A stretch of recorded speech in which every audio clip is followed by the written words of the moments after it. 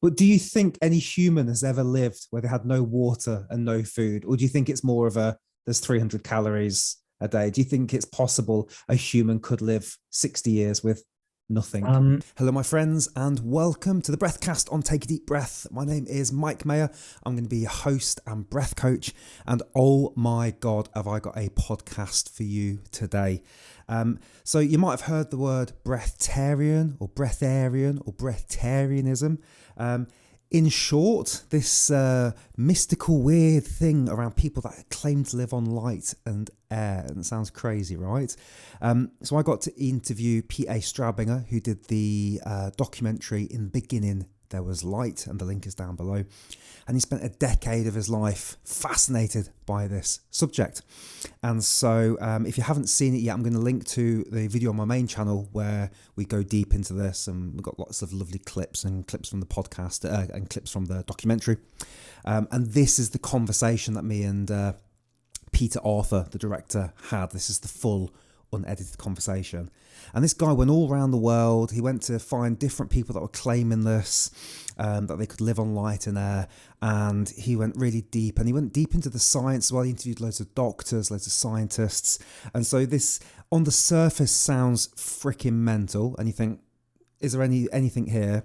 Very, very skeptical. And then as you start to pick under the surface, I don't understand half of the science, talking about calorific theory and photosynthesis in humans and other bits. And I have a very, very limited understanding of this. But you just get the sense that there could be something here. And it may not be as extreme as there's no food, no water for the rest of your life. It could be, are we able to survive for an extended period of time in the right conditions with very little? I think that's the nuance. Anyway, we're going to get deep into that in this podcast. I'm so excited to share this with you. I've been sitting on this one for a while because I really wanted to do it justice. So if you haven't seen the video on my main channel yet, I'll link to that at the end. And be sure to check out the actual documentary because it's a beautiful documentary. It's about 10, 15 years old now, and it hasn't aged. You know, it's really interesting in what it talks about. So I hope you enjoy. Just a couple of quick messages from me before we get stuck into the actual conversation itself. It takes 2 seconds, and if you could go onto iTunes or Spotify and leave us a review, a 5-star review, or whatever star you think is relevant. And however you found this podcast, maybe somebody recommended it to you, or you found it in a Google search, maybe there's somebody else that could benefit from learning about breathing. We obviously don't always go down the world of breatharianism. We often speak about functional breathing, how to improve your breathing, how to increase energy and focus. And so maybe there's somebody in your life that could benefit from hearing some of these podcasts. Or maybe you've got a crazy friend like me that really finds it interesting about breatharianism. So this is a bit more left field, this one. But yeah, if you could leave us a review, that'd be ace. If you could share the podcast, that'd be really appreciated. And then just the final message from me is I am taking on a couple of clients at the minute. So if you're interested in working one-on-one with me, you can apply. The link is down below. I do ask that if anybody's serious about taking on a one-to-one 6-week intensive program with me, you need to commit to 22 minutes worth of breath work a day, which sounds dead easy, but when you're a couple of weeks in, it takes a real commitment. And I work with people to increase energy and performance and focus. I work with athletes. I work with people that are trying to reduce stress and anxiety, people that are trying to live the best life, and they know that the breath can help them do that. So if you're interested, you can apply below. If you want to have a chat with me first, see if it's a good fit for you, you're welcome to do so. I've had some incredible results with clients before. We've really helped athletes get into the top kind of echelons of their individual sports. I've had people that have suffered with anxiety their entire life, and then we give them a coping strategy of tools and techniques to not only reduce stress, but build up their resilience to stress as well. And I've worked with busy entrepreneurs to help them increase their energy and focus and make sure that station burnout is really far away and they've got plenty of room to build that resilience. So many benefits to the breath. You already know that. You're listening to this and watching this podcast. We don't go down the breatharian route, so I'm not going to ask you to stop eating or drinking. And that actually leads me on to an important point here as well. I think it's covered in the documentary in this podcast, which is, do not try this. We're not recommending this. People die when they don't eat and drink. So this is purely an investigative kind of breath journalist's view into what's the art of the possible. A bit like if we were talking about telekinesis or something along those lines. You know, we're just looking at like what's out there, what's possible. Really interesting, bit Joe Rogan-esque, this one. So don't do it. And anything you want to do in terms of lifestyle changes, speak to your doctor first. Anyway, I can't wait to share this with you. I've been waiting so long, so please enjoy this podcast. And I would bloody love for you, if you're watching on YouTube, and you can watch it on YouTube if you listen to this, put some comments down below and let me know. Is it anything you'd accept as it's being possible in humans' potential to do this, or do you think there's just no chance? There's absolutely no chance. You need 2,500 calories a day. That's it. There's no wiggle room. So I'd love to just get your thoughts, because I'm really like curious by this. I'm like, what's possible? What's the art of the possible with us human beings? Because I think there's still so much we don't know, which is really cool. So anyway, here is my unedited conversation with Pierre Straubinger, the director and creator of the beautiful, wonderful documentary In the Beginning There Was Light. Cheers.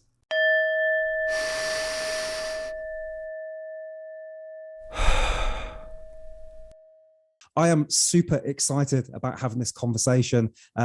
Peter, Arthur, can I just say thank you so much, first of all, for giving us your time. I know the audience are going to really enjoy this. How are you, first of all? How are you doing? Wonderful. Thanks for inviting me. I'm really excited because that's an interesting part of the whole breatharianism thing. Breathing, of course. Yeah. I first heard about something to do with sun gazing a couple of years ago. And then people explained to me, you need to be barefoot when you do this. And I think we were just speaking before we hit record about Wim Hof, and I think he does some sun gazing. So I can't wait to get stuck in. But I just wanted to say, first of all, I really enjoyed your film. I think I had COVID actually. And so I'm sitting downstairs on the sofa and I'm just looking for something to occupy my time. I want to watch something. I don't want to watch just normal Netflix. So I signed up to Gaia or Gaia. I'm not sure how they pronounce it. And I was like, anything that has the word breath or something in there, I'm straight away into it. And so when I saw In the Beginning There Was Light, I was like, right, this is exactly what I need to see. And it was very, very interesting and a really beautifully made film. So big thank you for putting that out there. I'm sure it was a lot of work. How long did it take you, out of interest, to do it all? I started with the research, first private research in the year 2000, because I met a meditation teacher, one where I learned meditation. And from other students, I heard, do you know that this guy doesn't eat? And I thought, what? Yeah. And because I saw a documentary a few years before about the Swiss national saint, Nicolas Flue. And, I thought this is a Catholic myth, the whole not eating thing. And then suddenly I met this man, and I asked him if this is true. And he said, yes, he did this process and he didn't eat for more than a year and he was just drinking water. And so this was and I thought, how should this be possible? I mean, if this is true, why aren't there dozens of universities doing research? Why isn't this big headlines in the news? And so this was the reason why I started first private research, and I signed up to news groups and read a lot of books, and it got more and more interesting. And I'm a filmmaker, and I studied at the Film Academy in Vienna, and in 2005, I thought, and on the internet, I can prove myself anything, because of course there's a lot of evidence that this is all nonsense if you Google this. And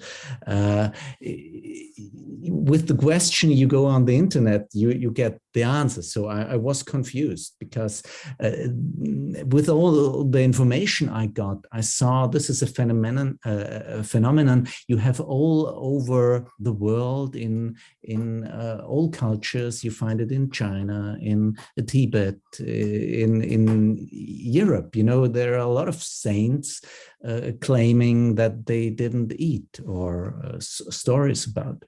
And in 2005, I thought, I want first-hand information, and that was the reason when I started traveling the world, and whenever I heard of an experiment or from a person who claimed to be breatharian, then I went there. And the filming need 5 years, and we were editing 2 years. So this was really a project of love and personal interest. Yeah.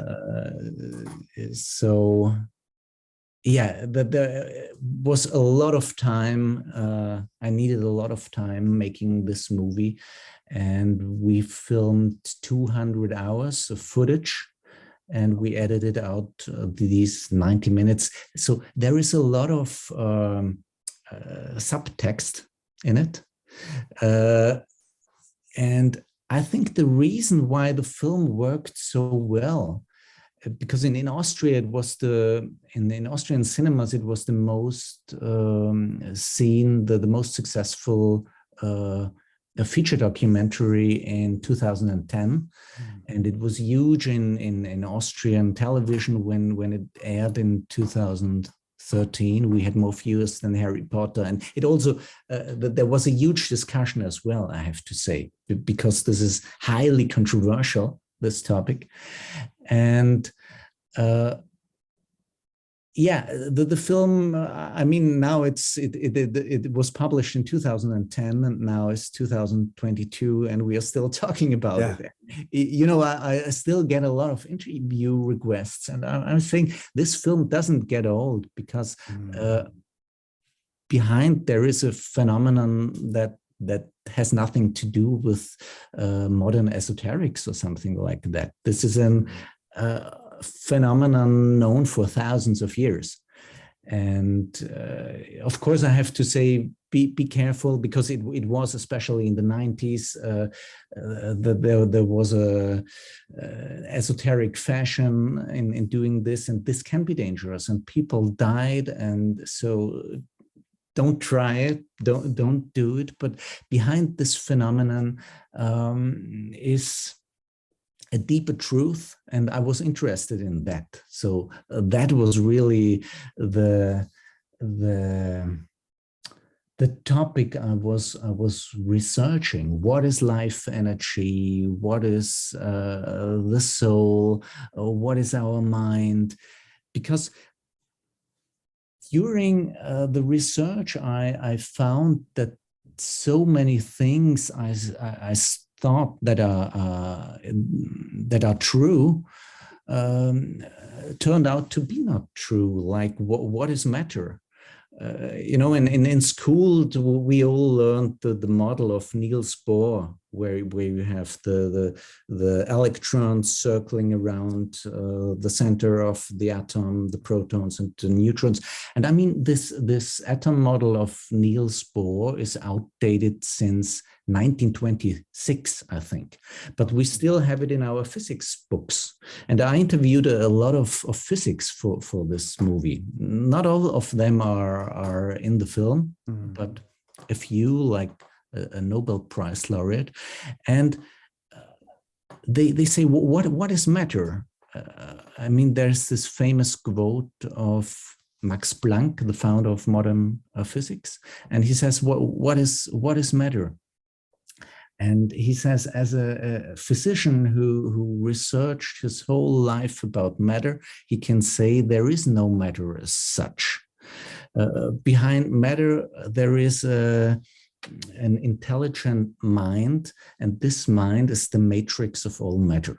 Because actually, matter is vibrating energy. And there is another physics, I think David Bohm, he said, matter is frozen light. And if you understand that matter is the solidness of matter is an illusion of our senses, then all these crazy things become more and more conceivable. So this was very long research for me, and I came about a lot of crazy stuff during research, and we had to edit out a lot of it because it became too much. Yeah. But this subtext is in there, and when there is a message in my film, then it's the message to question the materialistic worldview. So this worldview saying that our mind, our soul is evolving out of matter, our brain activity. And there isn't more than our meat computer, and our mind and our soul is evolving from there. So the big question is consciousness, is there a consciousness apart from matter, for example? And what is life energy? Because I also found it very interesting that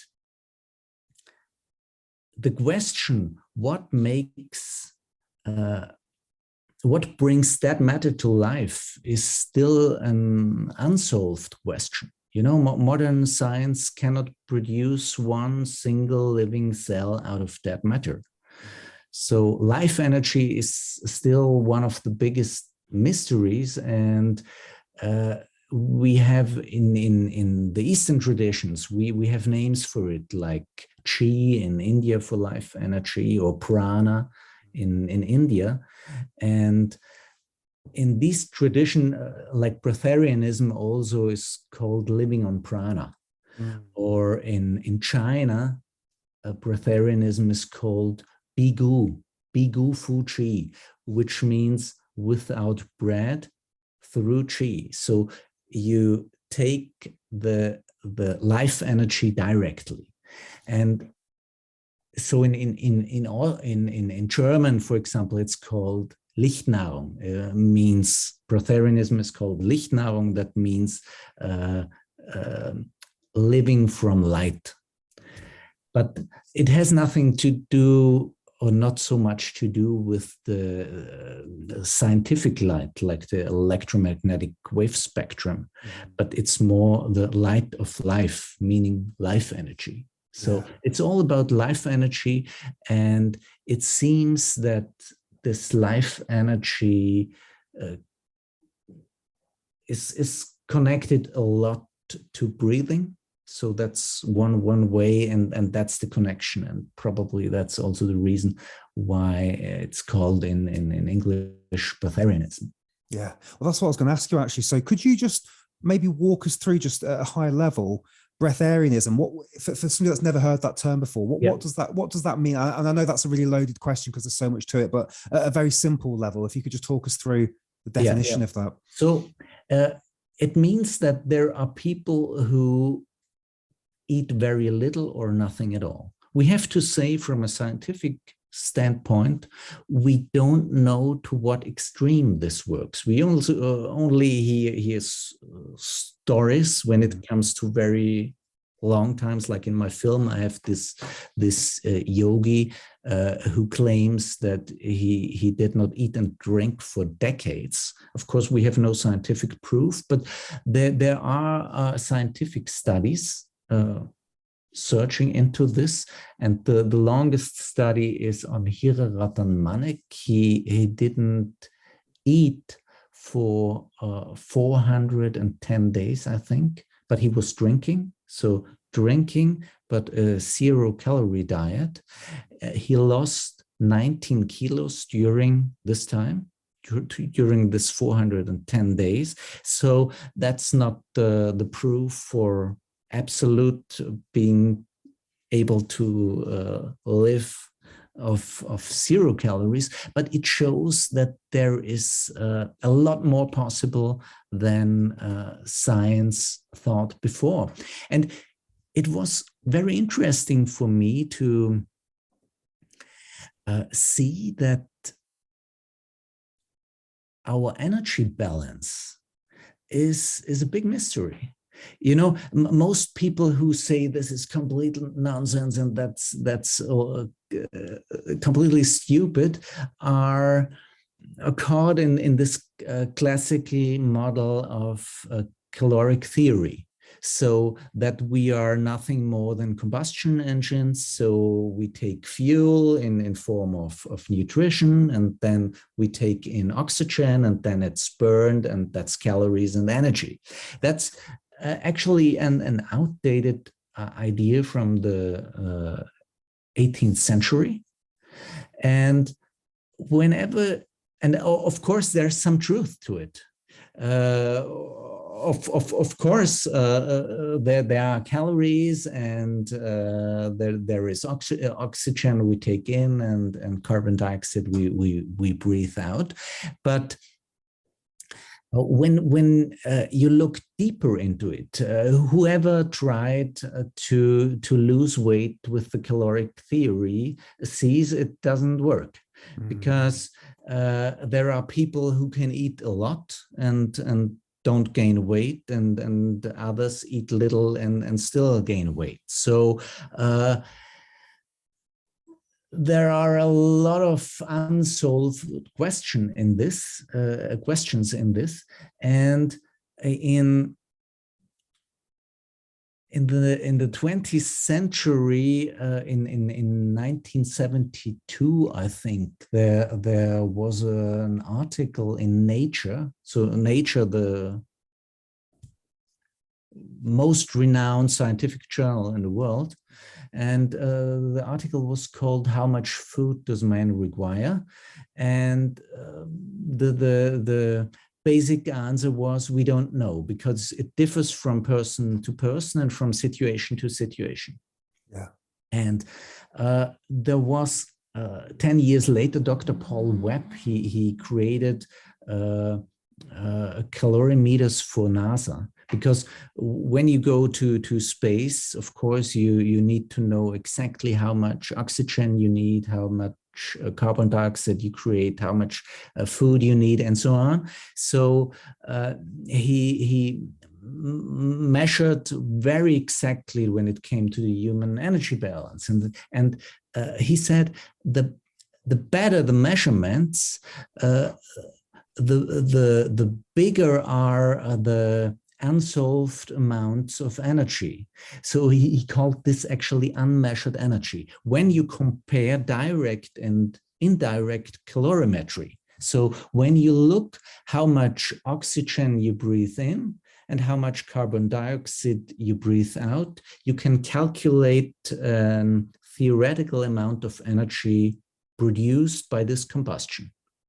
And this should be the exact, so if we are really a combustion engine, this amount should be exactly the same as the amount I produce in form of heat and what I work and what is excreted by waste products and so on.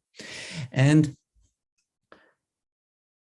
when you measure this with really good scientific methods, you see that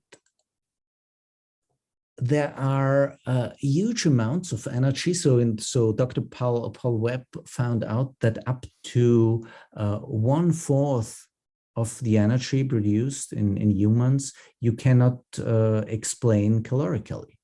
Completely normal people. So not breatharians, but completely normal people. This goes in both directions. And in other people, it's exactly the same. And it seemed that caloric theory is like this Gaussian curve. So caloric theory fits for a lot of people more or less. But the further you go out on this curve, the higher are the deviations and the fewer individuals you find. And it seems that these breatharians, they have a very high amount of this unmeasured energy. You cannot account for calorically. So from a scientific standpoint, we don't know to what extreme this goes. We only have stories about these people. And as I said, the longest study is 410 days. And here Ratan Manek lost 19 kilos. So that only shows that he lived on very, very little. But when you go deeper into this, you find that the reason why these breatharians often underperform in these scientific studies is that they are held indoors. And in 2013, I was contacted by Professor Pollack from the University of Washington. And he is specialized in in biophysics, and he works with water, and he described a fourth phase of water. So besides ice, liquid water, and vapor, he found a fourth phase of water, a liquid crystalline form of water, and that is our body water. Mm. So we are actually bubbles of this fourth phase of water, and he found out that this fourth phase of water is able to absorb energy. They actually were able to create a water battery just existing out of liquid water and this fourth phase of water. And he said, because he contacted me because he wanted to watch my film, and afterwards he said, very interesting, and he thinks he has an explanation how this could work. And one answer seems to be this fourth phase of water that is able to absorb energy. And he said that this fourth phase of water has a negative charge. And for example, when you go into the woods or in nature, you have a lot of negatively charged ions. Right. In contrary to indoors, you have a lot of positively charged ions. Mm-hmm. Also, the earth, for example, is negatively charged. That's the reason that there is this earthing movement you have now. And there is also scientific proof that when you are charged with this negative charge of the earth, that you are getting a lot healthier, and a lot of illnesses, chronic illnesses, disappear. And it seems that this contact with nature is actually charging you. And that was, for example, also something that a few people, you saw it in my film, said. Mm. There was, for example, this Bigu master in China in the Wudang Mountains. Mm-hmm. And he said, you should not practice Bigu, so the Chinese word for Breatharianism, you should not practice Bigu in the cities, because the chi fields are not ordered there, and you do not find a lot of negatively charged ions. And by then, I didn't understand what he was telling me. I mean, I understood this chaotic chi fields that was conceivable for me, but I didn't know what he meant with this negatively charged ions. And a few years later, when I got this input from Professor Pollack, I suddenly understood it. What he meant, because it seems that this negative charge from nature is actually charging the body. And there's another guy in my film, this alpine yogi. I don't know if you remember. He said when he goes to the city, to Vienna, he needs a few liters of soy milk in the evening. But when he's in nature, he can live fully just by water and air. It sounded, he said this in very simple words, but with this scientific background I then got from Professor Pollack, I could understand it better. And it seems that probably there are a lot of Nobel Prizes in the next decades involved in this. There are a lot of unsolved mysteries, and we don't know exactly what's happening there. But one reason why these people do not perform in the same way as in our natural surroundings is because there are just different circumstances there. It's like, you know, if you want to prove that sailing works and you put the sailing boat in an indoor pool where is no wind, it just doesn't work. So, I do not know exactly what's going on, but what I see is that there is a lot more possible than we thought in the past, and that this classical idea that we are nothing more than combustion engines just isn't true. It just doesn't hold up to reality. And that's also the reason why the specialists in my film, I was very surprised because I interviewed a lot of doctors. Mm-hmm. And when I showed them these studies of these breatharians, I thought, they will say I'm completely crazy. And of course, they said this doesn't fit in our classical models and also. Yes. But they were surprisingly open. And by then I didn't understand it.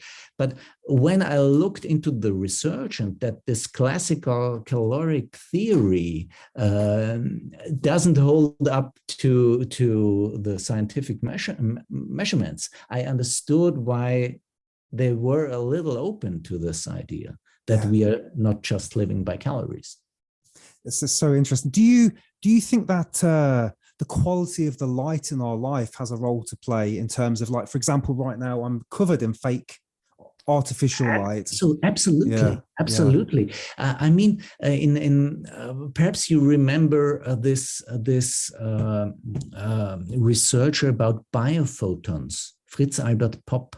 No. It's in the end, it's my film is really dense. It's all that I ask people, do you remember? I need to watch it, I think 2 or 3 more times. I know people who watched it 50 times because it's really so there's a lot in there. It's good. And a lot of things I can just touch on the surface, but biophotons is a very weak light emission you find in all living cells. Mm-hmm. And when the cell dies, this light emission disappears. And there are also, when you go on the internet, for example, you see when sperm,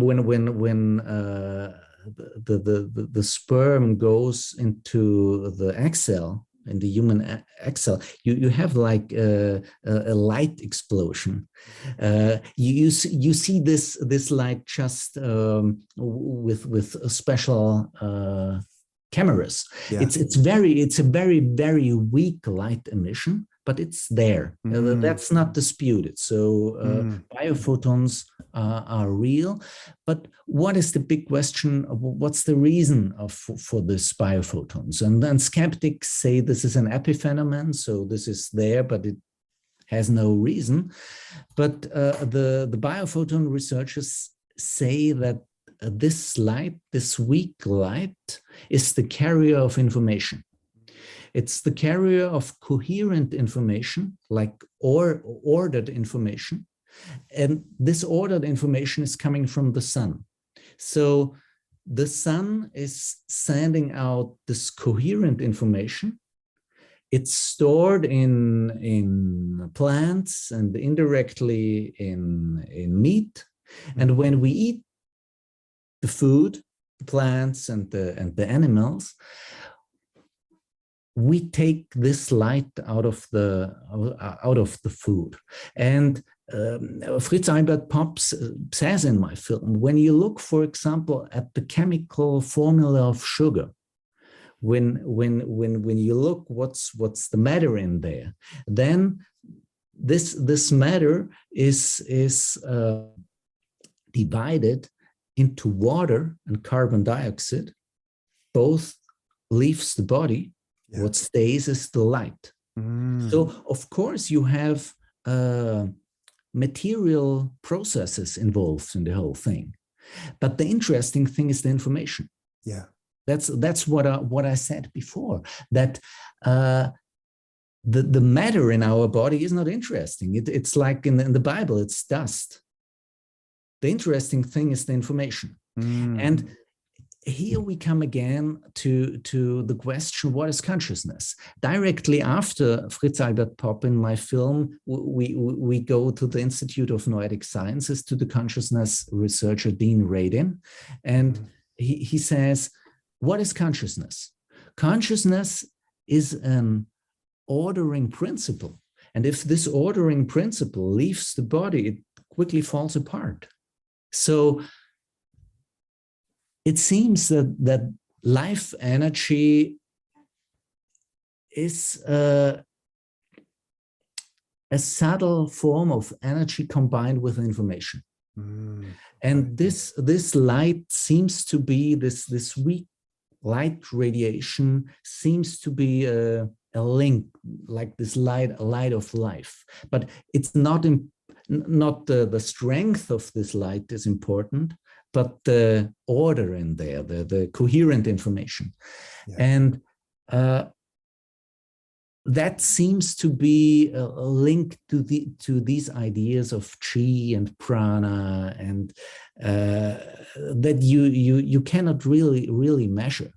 But Wilhelm Reich, I don't know if you know this name. He was a student of Sigmund Freud. Okay. And later on, he went into the research. What's the energy of our emotions?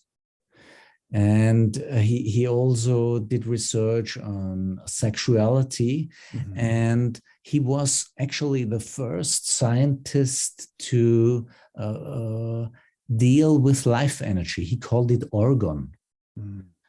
And actually he found a blind spot in science, and when you look up to the story of Wilhelm Reich, it's really interesting, because he was an Austrian actually, and when the Nazis came, his books were burned because he was a Jew. Then he went to the United States, in the land of the free, and his books were burned again in the end of the 50s, because this idea was so strange, this orgon energy, that people just didn't understand it. And the biophoton research actually is a follow-up of this orgon energy, but they never called it orgon because it was so controversial. And Wilhelm Reich had a very sad fate. So this idea of life energy seems to be a blind spot. And an Ayurvedic doctor once said to me, it's understandable that classical science and classical medicine doesn't understand this idea of life energy and all these energetic processes, because when you look at the history of classical medicine, they learned from dissecting corpses. So this was the big taboo they broke, dissecting corpses and learn how the mechanical parts of the bodies work. But because you cannot learn from a dead body life energy, so they always had a problem. And the Eastern medical traditions always learned from the living bodies. So actually there it was a taboo to dissect corpses. Oh, interesting. And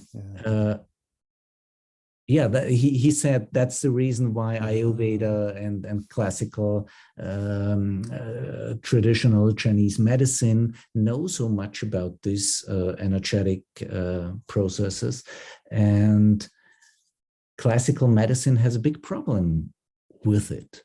And, you know, when you go to the hardcore skeptics, they say like acupuncture is just placebo and meridians do not exist and all that stuff, because it's true. You know, you cannot measure this chi, this prana with classical methods. It's just not possible, but we still live. Yeah. Also, we have no actual explanation. Yeah, that's really interesting about the dissection. That makes a lot of sense, actually. I'd love to get your thoughts on plants we eat being grown under artificial lights, light waves in terms of red light therapy as well. I think that was developed by NASA. I have a red light therapy device that I use on my shoulder. So I don't know if you have any thoughts or anything about those two areas.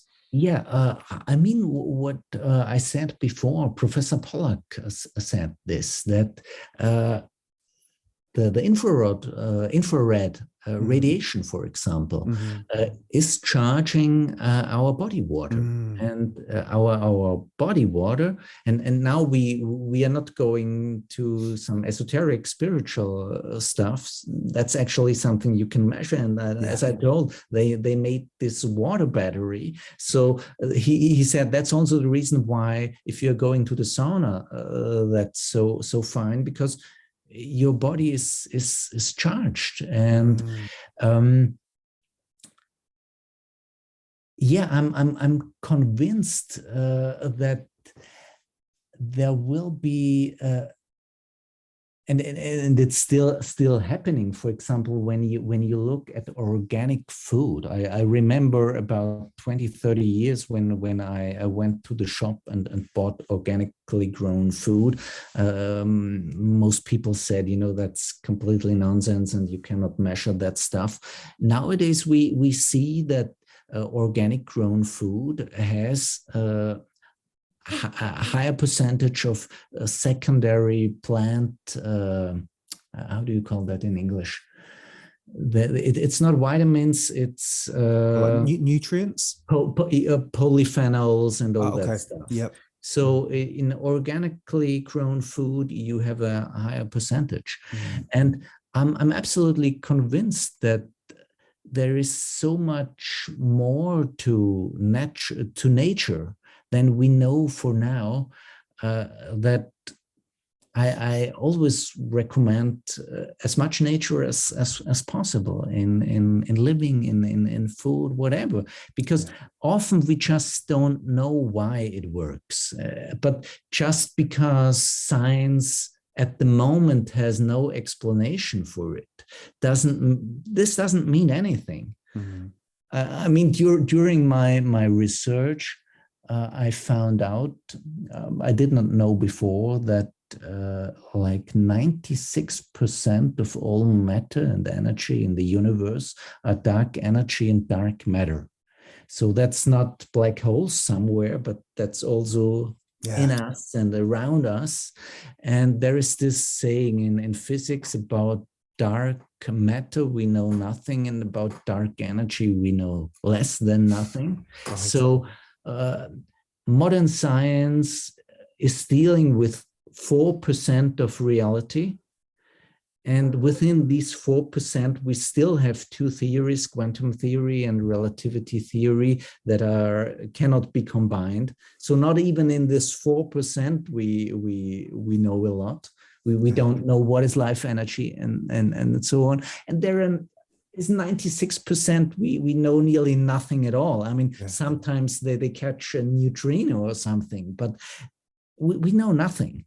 And so when somebody says this doesn't work because science says it has no theory for it, then I say this means absolutely nothing. So what I want to say is, if something works for you or for me and science has no explanation for it, doesn't matter. That's okay. If it works, that's the only important thing. And I came across so many incredible things where there is even scientific evidence, or at least scientific indications, like telepathy or psychokinesis or whatever.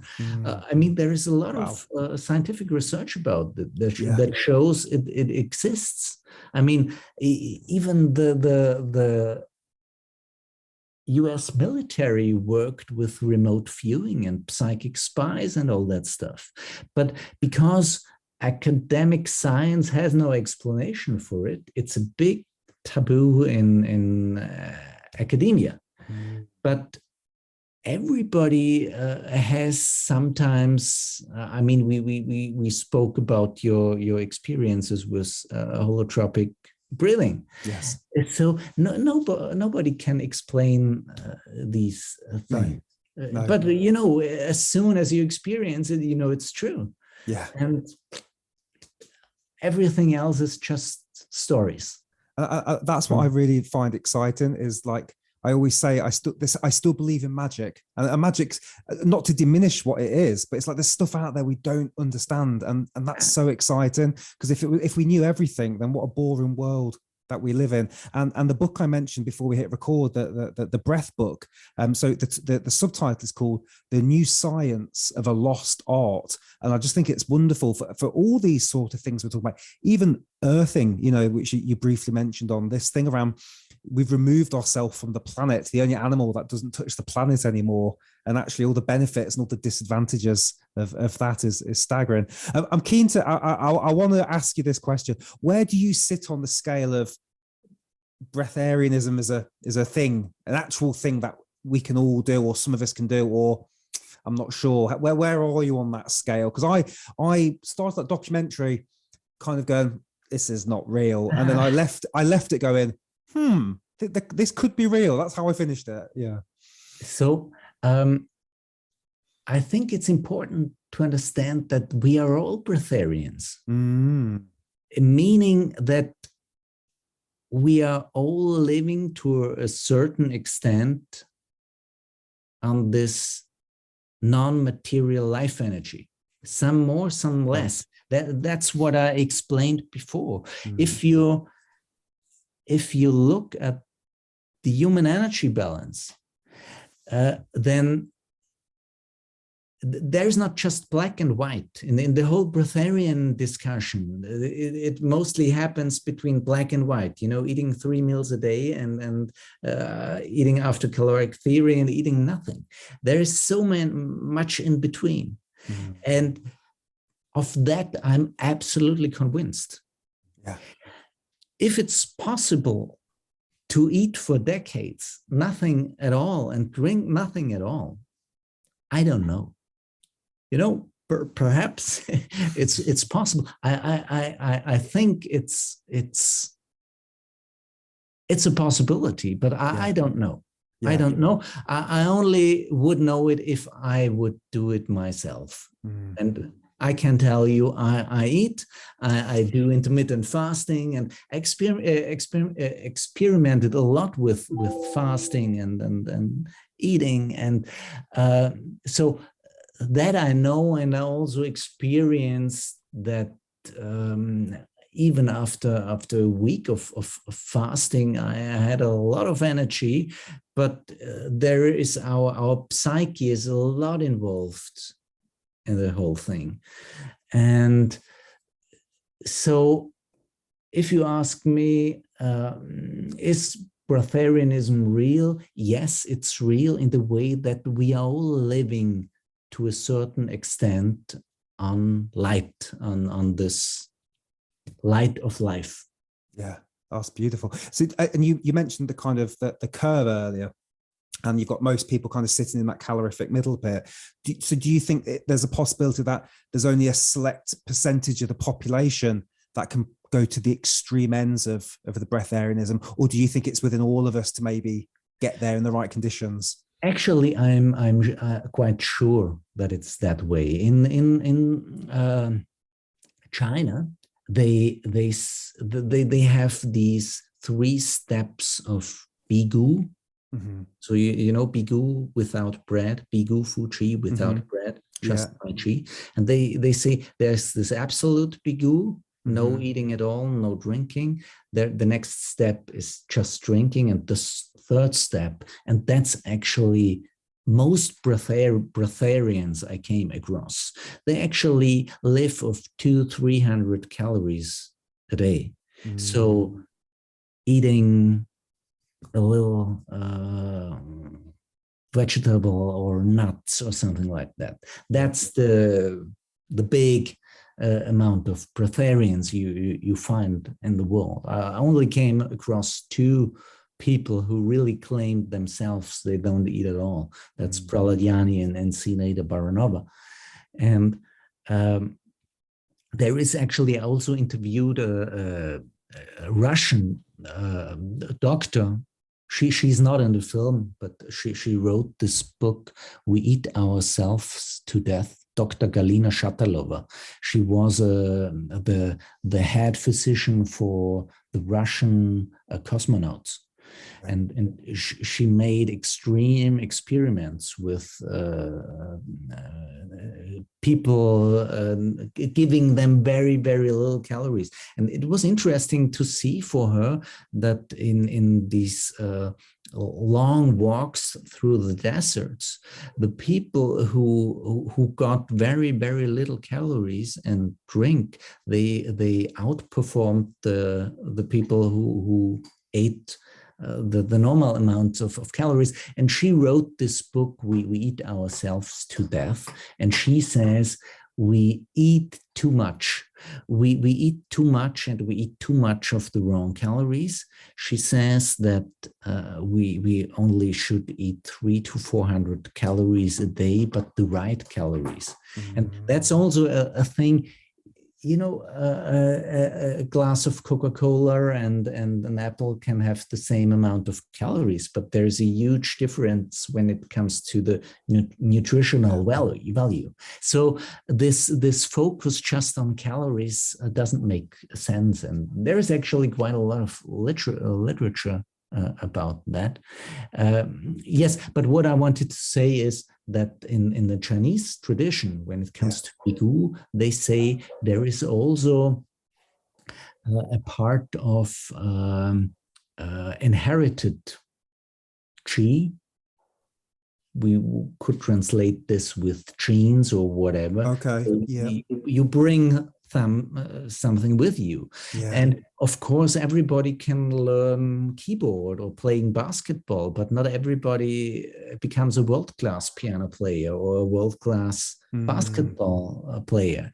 So I think it's like in every other part. It's actually the same as in all these supernatural phenomena, because there was a study in the US military had this Stargate project where they worked with psychic spies and remote viewing. And in the 90s, a big part of this research material was declassified. And there was a scientific publication from Professor Atz about that. And she said, everybody, for example, has to a certain extent the possibility for remote viewing and for how do you call it, psychic viewing.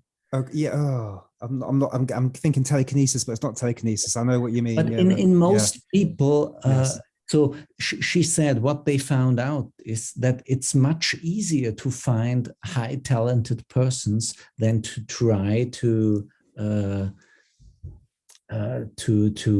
teach this to normal people, because there are people who have a very high talent for this, and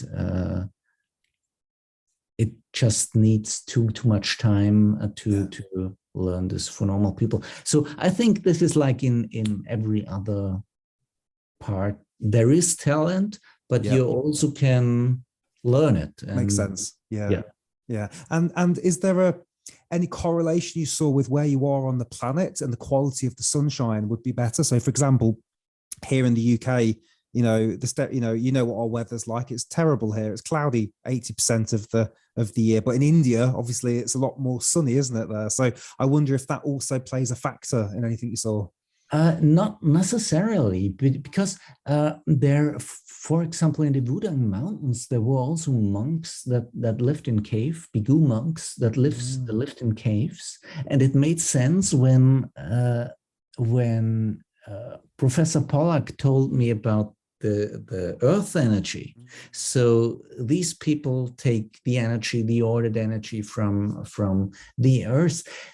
So it seems to be not so much about visible light. Okay. Because that's all going into the earth, isn't it? Anyway, the earth's absorbing that every day. Exactly. Yeah, okay, that's interesting. And I mean, sun gazing is also a lot about, it's an open eye meditation. So you use the sun as a meditation object, as your focus. And yes, of course, the direct sunlight probably also will have an effect, because I think in 2014 there was published a study that showed that light can directly used by mitochondria, so by our cell plants, energy plants, to create energy that was denied for centuries, because they always said, there is no human photosynthesis. And actually it seems that there is something like human photosynthesis to a certain extent. Yeah, that's interesting.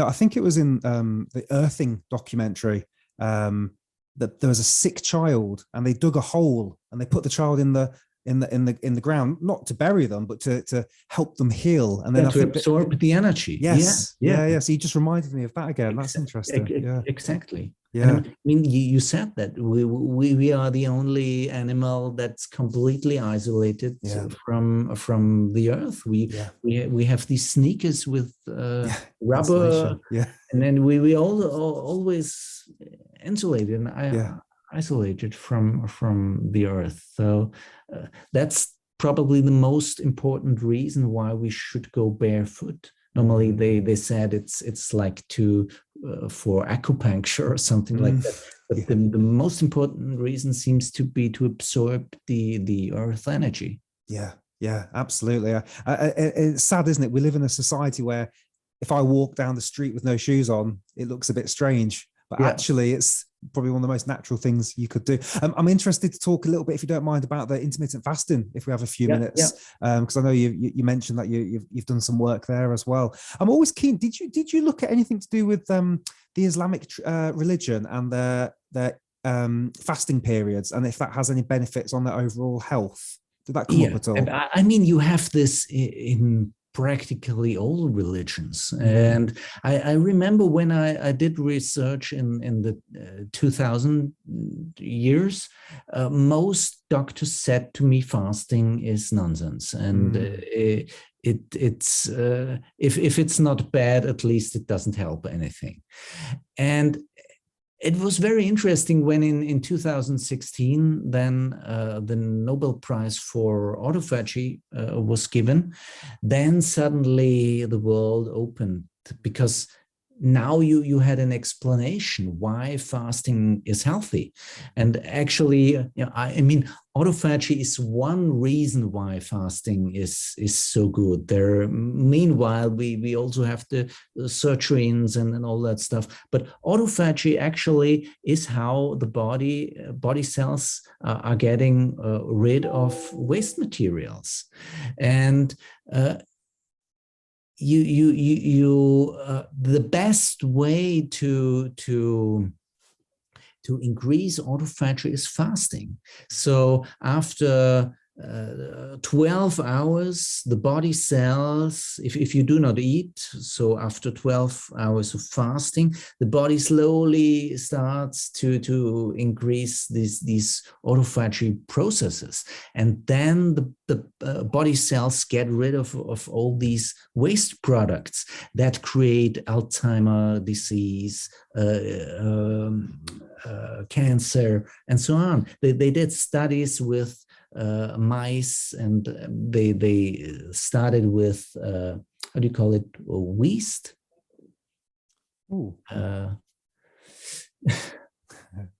Like rats? No. These small fungus. Okay. I'm not sure the name though. So they did studies with a lot of organisms first, and they saw again and again and again, if you let these organisms fast, then they live longer. Yeah. And that's the reason why the book I wrote about intermittent fasting is called The Fountain of Youth Effect. We actually will publish it in English in June, probably. Okay, cool. On Amazon, because it's like a a fountain of youth for the body if you do this, because in the past the classical nutritional science said you should eat whenever you are awake, you should eat little, but all the time a little. And it turned out that's not true, because you need these times of fasting. And this is now backed up also with the circadian rhythm. This was Nobel Prize 2017. So the big difference between machines and organisms is that organisms live in cycles. So you have being awake and sleeping, you have eating and fasting, and it's important that that the body has these cycles, because we are not machines. A machine needs fuel all the times, and then the combustion engines, it always needs fuel and burns it. But we work completely different. We, as living organisms, we need these rhythms. We need rhythm. That's interesting. And the idea of intermittent fasting addresses this rhythm of eating and fasting. And in our books, we wrote 3 books about intermittent fasting. We say it's very important that it goes easily, because we have most people, when they think about fasting, they think it's difficult and hard. And we say enjoy both. Enjoy the fasting and enjoy the eating, because fasting, especially if you do it for such short periods, it's really wonderful, because you feel light. And if you have a perspective on it from the side that you are getting cleaned up, that your body cells can relax, and then suddenly your mind opens up for this idea, and then it works easier. Because often, food has, of course, a physical nourishing aspect, but it also has a psychological nourishing aspect. And so we also have to address this psychological nourishing aspect. And that's a reason why we combine it with meditation. And that's also something I realized most breatharians have some sort of spiritual meditative routine. Because it seems that you create order in yourself, that you do not have to fill up from the outside with addiction. Because it seems that also with alcoholics, it works best when you do meditation. Yeah. Anonymous alcoholics, they also have this meditation technique involved. Because, and I know this myself best, because I have a very high addiction potential, and meditation really was the thing that helped me most. Because it seems that this is this inner light, this inner order you create. Yeah, we have both. We get order from the outside by nature, by food, but we also create it from the inside. The Indian tradition, they call this Kundalini energy. And during meditation, this Kundalini energy is awakened. And of course, breath work as well helps to create this order, or this order. And prana and chi, it's said it's breath is also the carrier of chi and prana, and this rhythm also is, of course, a meditative aspect. The most basic meditation method is breath observation, because this is really something from our first breath to the last. You always have something to watch and to observe, because it's always changing. And yeah, but breath observation is really a wonderful meditation technique. Yeah, breath awareness is one of my favorite. Yeah, just seeing what, checking in with yourself. Just a couple of practical bits about the intermittent fast. I'm curious to get your thoughts on what's a good eating window in terms of time, and what are some of the misinformation about breaking autophagy, because I hear like, oh, you can have black coffee, you can have lemon juice, but I don't know if that's breaking autophagy or not. So I'd love to get your thoughts on Yeah, that. yeah, yeah. So concerning the time window, when it comes to the scientific research, it's said that 16 hours are like a minimum amount. Yeah. But of course, it's important what did you eat last and what did you do in this 16 hours. For example, if you do sports, it's said half an hour of sports is 2 hours of waiting. So if you do a lot of sports, 14 hours also will be good. Okay. But the longer, the better. But when it comes to autophagy. But in our books, we recommend for regular intermittent fasting a rhythm within 24 hours.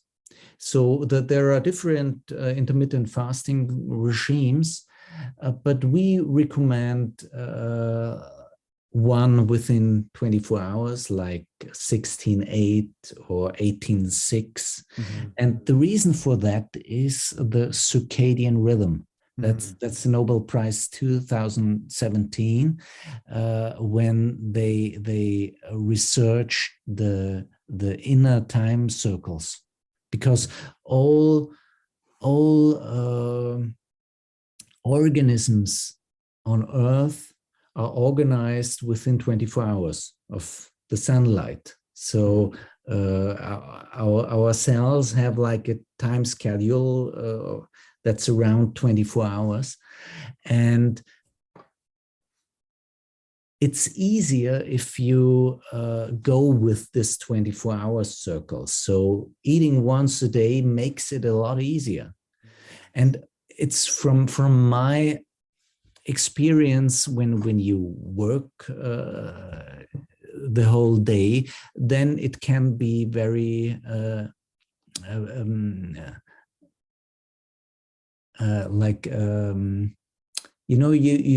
you need something that gives you joy after a long work day. Yeah. And that's eating. Yeah. And that was what I said. It has to be easy. If intermittent fasting should make sense, it's not something you do for a few weeks, but you do it for the whole life. And if you want to do it for the whole life, it has to be easy, because it will not work. So you should first look what's easier for you to skip, the breakfast or dinner canceling. Yep. And you start with, because there are naturally people, evening people and morning people. And for example, I'm an evening person, and I never liked breakfast. And I just did it because everybody said, breakfast is the most important meal of the day. And it's very easy for me to skip breakfast. And so these are hours I like a present. It's very easy for me to skip the breakfast. That said, it's also the way that you should at least wait 2 to 4 hours before going to bed, because when you have high blood sugar and a lot of insulin, then all these hormones that help your body cells to repair and to relax, like the human growth hormone and glucagon and all that stuff, they are not produced. So, for example, if you want to lose weight, it's best dinner canceling. So the longer you stop eating before going to bed, the better. But it has to be easy. So it does not work if you need joy and then it will work for a few weeks, but not forever. So, and in my experience, you can learn this. You know, I always keep breakfast and I always keep my 16 hours. But on some days, it's easy for me to skip dinner as well. So just I eat once a day. So then it's not 16/8, but 24. And you can also work with the drinks. You know, I work a lot with tea. I also have my special tea blends with there's like ashwagandha and green coffee and all that stuff. They help you to reduce hunger and create dopamine. And so with tea, you can support yourself a lot. And in the tea, there are also substances that are very good for the body, like in ashwagandha. Ashwagandha helps you to create this enzyme telomerase that helps you to protects the telomeres. Okay, it's like the aging countdown. And tea is really something that's very underestimated. All these substances you have in plants and these secondary plant products, they are researched in the last years, and they have no calories, but and they're very stable to heat. And so you have like a soup of these wonderful substances, but it has no calories, and it helps you to do easier fasting. And so for me, tea is a wonderful help to get through these fasting times with joy. Oh, wow. Okay. And what about bulletproof coffee, butter coffee? Is that any good or not for fasting? I mean, when it comes to autophagy, no, because you have a lot of fat in there. But black coffee, for example, yes. Okay. Black coffee, it's like tea. But too much black coffee is for other reasons not good, because I think you can drink up to 4. It's said up to 4 cups of coffee are okay. But coffee, of course, helps you. Black coffee helps you a lot through the fasting cycle because it also creates dopamine. I mean, that's the reason why we love coffee. I mean, it's not for the taste; it's for the dopamine. That's but when it comes to autophagy, it's wonderful. Actually, there are substances in the coffee that help you to increase autophagy. But even better than black coffee is the green coffee, because it has the chlorogenic acids in there that boost autophagy and weight losing even more. But as you said, black coffee is good. When it comes to lemon juice, when you drink too much lemon juice, of course, you have sugar in it, and it's not good. But if it's just a few drops of lemon juice, then it's okay, because it's just taste, and taste is okay. Okay, interesting. Good to know. I just want to. I'm so much have enjoyed this conversation, Peter Arthur. Thank you so much. Is there anything we haven't covered that you wanted to touch on? I mean, there is a lot. Do you publish the URL where people can watch? Absolutely. So down below, they can click on the links to go to your website and to the documentary. Yes. So on lightdocumentary.com, you also find a lot of articles where you find the links. We spoke about like these studies about these articles in Nature and all that stuff. So if somebody is interested in that stuff and all the controversy about the Breatharian studies and that stuff, you find a lot there. Yeah. And yeah, probably if you want to check out my intermittent fasting book, it will come out in June or July on Amazon. The Fountain of Youth Effect. Yeah, wonderful. I will. Yeah, well, maybe we can touch base and do something a bit close to the time if you want. So you think it's June that's coming out? Yeah, probably. Oh, so it's very soon. Okay, so yeah. we can link to that when it comes out as well. No problem at all. Okay, so I guess just to close then, I think you've kind of answered this, but do you think any human has ever lived where they had no water and no food, or do you think it's more of a there's 300 calories a day? Do you think it's possible a human could live 60 years with nothing? I think it can be. Actually. Okay, interesting. You know, yeah, it's possible. Yeah. What I said before, if you go into physics and you see that matter is just vibrating energy, then these things going through walls, eating nothing at all, it suddenly opens up for everything. Yeah. But I do not know. But yes, for me, it's conceivable with all this crazy stuff I came across and all these stories.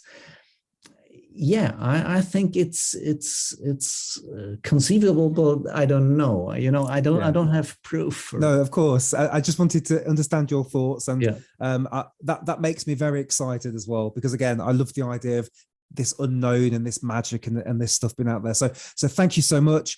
People, you can watch the documentary, the link's down below. And Peter, Arthur, thank you so much for your time. It was a real pleasure. Thanks, Mike. It was a big enjoyment. Thank you. Thank you. Great.